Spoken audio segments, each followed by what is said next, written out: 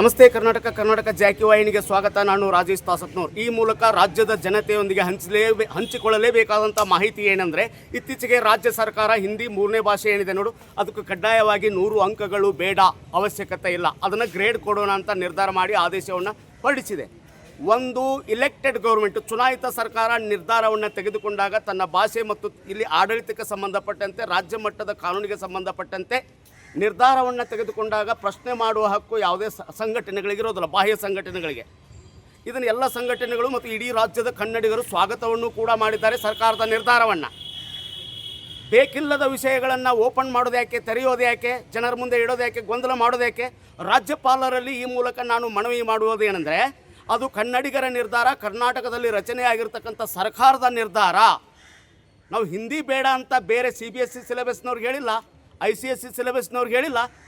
ರಾಜ್ಯ ಮಟ್ಟದಲ್ಲಿ ಓದ್ತಾ ಇರ್ತಕ್ಕಂಥ ಮಕ್ಕಳಿಗೆ ಹಿಂದಿ ಅವಶ್ಯಕತೆ ಇಲ್ಲ, ಕಡ್ಡಾಯವಲ್ಲ, ಹಿಂದಿ ಓದಬೇಕು, ಗ್ರೇಡೆಡ್ ಮಾರ್ಕ್ಗಳೊಂದಿಗೆ, ಅಂದರೆ 100 ಅಂಕಗಳು ಇಲ್ಲ. 625 ಅಂಕಗಳ ಬದಲಾಗಿ 525 ಅಂಕಗಳಿಗೆ ಸೀಮಿತ ಮಾಡಿದೆ ಶಿಕ್ಷಣ ಇಲಾಖೆ, ರಾಜ್ಯ ಸರ್ಕಾರದ ಶಿಕ್ಷಣ ಇಲಾಖೆ.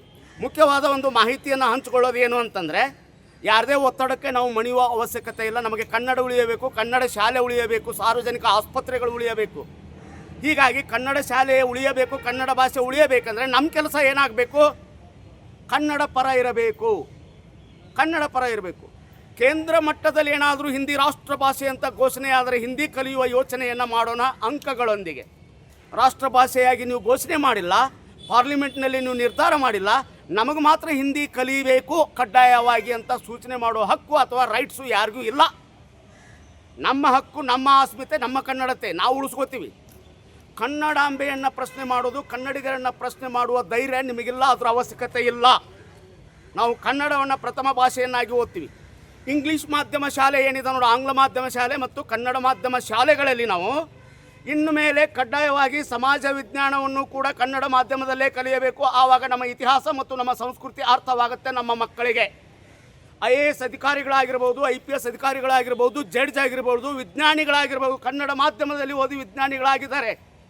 ಕನ್ನಡಾಂಬೆಯ ಪತಾಕೆಯನ್ನು, ಬಾವುಟವನ್ನು ರಾಷ್ಟ್ರ ಮಟ್ಟದಲ್ಲಿ, ಅಂತಾರಾಷ್ಟ್ರೀಯ ಮಟ್ಟದಲ್ಲಿ ಹಾರಿಸಿದ್ದಾರೆ. ಕುವೆಂಪು ಅಂತವರು, ದ.ರಾ ಬೇಂದ್ರೆ ಅಂತವರು 7 ಜ್ಞಾನಪೀಠವನ್ನು ಪ್ರಶಸ್ತಿ ಪಡೆದಿರತಕ್ಕಂಥ ಕನ್ನಡ ನಾಡಿಗೆ ನಮ್ಮದೇ ಆದಂಥ ಹೆಮ್ಮೆ ಇದೆ, ನಮ್ಮದೇ ಆದಂಥ ಹೆಮ್ಮೆ ಇದೆ. ಕನ್ನಡವನ್ನು ಹೇಳು, ಕನ್ನಡದ ಮಗ ಆಗು, ಕನ್ನಡದ ಕಂದನಾಗು, ನೀನು ಕನ್ನಡಾಂಬೆಯ ಮಗನಾಗು, ಕನ್ನಡಾಂಬೆಯ ಕೋರನಾಗು.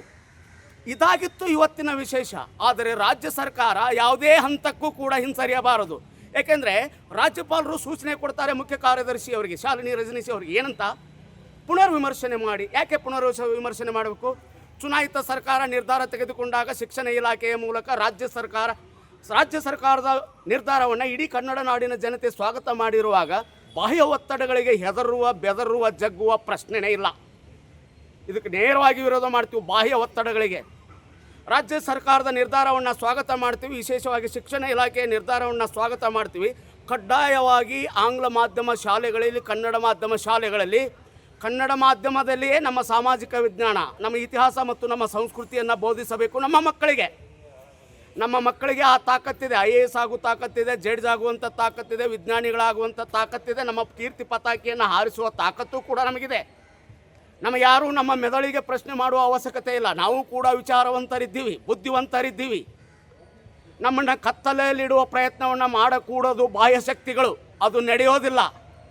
ಬಾಹ್ಯ ವಿಕಾರ ಮನಸ್ಸುಗಳಿಗೆ ಹೆದರೋದಿಲ್ಲ. ಕನ್ನಡ ನಾಡು ಜಗ್ಗೋದಿಲ್ಲ, ಕನ್ನಡ ನಾಡು ಬಗ್ಗೋದಿಲ್ಲ, ಕನ್ನಡ ನಾಡು. ಒಂದು ವಿಶೇಷವಾದ ಒಂದು ಸಂದೇಶವನ್ನು ಕಳಿಸೋದಕ್ಕೆ ಇಷ್ಟಪಡ್ತಾ ಇದ್ದೀವಿ. ಕನ್ನಡಿಗರ ಪರವಾಗಿ, ಕನ್ನಡ ಭಾಷೆಯ ಪರವಾಗಿ ಯಾವುದೇ ನಿರ್ಧಾರವನ್ನು ತೆಗೆದುಕೊಂಡಾಗ ರಾಜ್ಯ ಸರ್ಕಾರವಿರಲಿ, ಕೇಂದ್ರ ಸರ್ಕಾರವಿರಲಿ, ಅದನ್ನು ಹೃದಯ ತುಂಬಿ ಸ್ವಾಗತ ಮಾಡ್ತೀವಿ, ಆತ್ಮ ಸಾಕ್ಷಿಯಾಗಿ ಸ್ವಾಗತ ಮಾಡ್ತೀವಿ.